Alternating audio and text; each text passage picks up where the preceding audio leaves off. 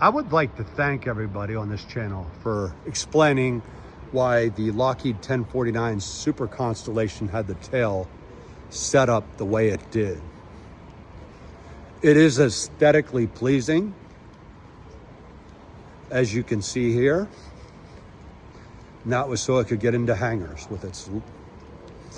Also, thank you for explaining the aerodynamics of how this tail worked.